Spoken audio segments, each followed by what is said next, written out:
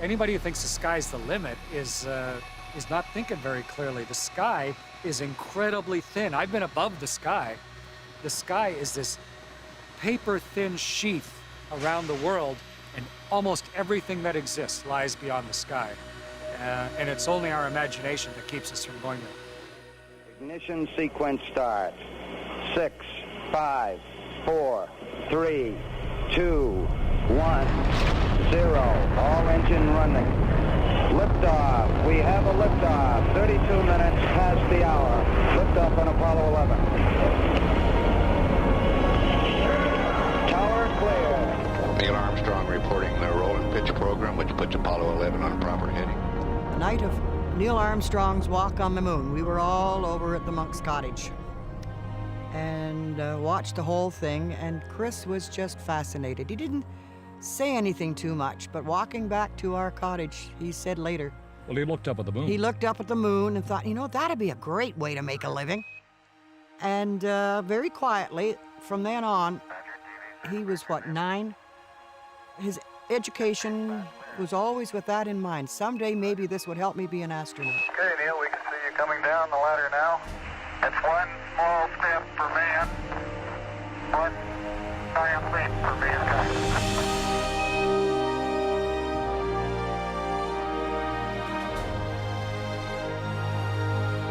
It kind of clicked in my head that, wow, if those people can do that, something that is, to this point, brand new and unique in the human experience, then maybe I could do something like that. Maybe someday this little Canadian kid could fly in space. I'd like to welcome you here to the Johnson Space Center to meet 24 members of our 1992 astronaut candidate class. Hi, my name is Chris Hadfield. I'm Canadian from Milton, Ontario, Canada. I'm in the Canadian military. I'm a major, and I'm a F-18 test pilot.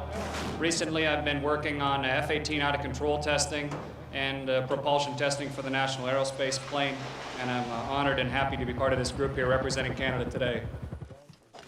So how do you define what was the pivotal moment, the watershed seminal moment that took you into that category where someone was going to say, yes, we want you to be an astronaut? For me, I chose, for a farm kid growing up, I chose machinery, I chose mechanical engineering, and I chose flying. Those were things that appealed to me. So therefore, any of the watersheds that I've had have been in those areas. And probably, strangely enough, the key moment was flying an F-18 as a test pilot for the United States Navy at a huge hydrogen tank strapped to the wing of this F-18. And we had this whole test rig in the wingtip of an F-18, and we couldn't get it to work. We tried everything we could think of. We tried all different profiles. We tried different techniques. And finally, I tried something, maneuvering the airplane a certain way, holding it a certain way. I threw the switch, the igniters fired, the hydrogen flowed, and the flame lit and held on the wingtip of this F-18. And for the very first time, on a supersonic combustion ramjet engine, we had sustained flight on the wingtip of an F-18, sustained burning. And because of that, I then went on to be named the Test Pilot of the Year by the Society of Experimental Test Pilots. I was the United States Navy's Test Pilot of the Year. And all of those things kind of coalesced right at the moment that Canada was having its second astronaut selection. And I think when I threw that switch and that spark fired, if that engine had never lit, then my destiny may have been entirely different. It was a random event. It was what I worked towards. It was something I only could partially control, and yet it significantly helped me get to where I am today. In November 1995, Hadfield served as Mission Specialist 1 on STS-74, NASA's second space shuttle mission to rendezvous and dock with the Russian space station Mir. During the flight, the crew of the Space Shuttle Atlantis attached a 5-ton docking module to Mir and transferred 1,000 kilograms of food, water, and scientific supplies to the cosmonauts. On that expedition, Chris operated the Canadarm in orbit, an essential tool for accomplishing their work on the Russian space station. In April 2001, Chris Hadfield served as Mission Specialist 1 on STS-100, the International Space Station Assembly Flight 6A.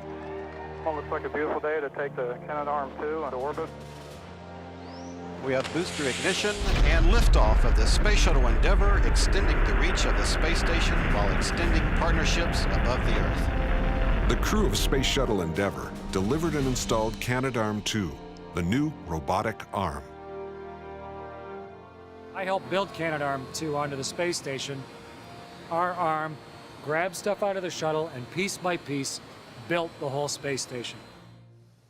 During the STS-100 11-day flight, Chris Hadfield became one of the few astronauts to float free in space, performing 2 spacewalks.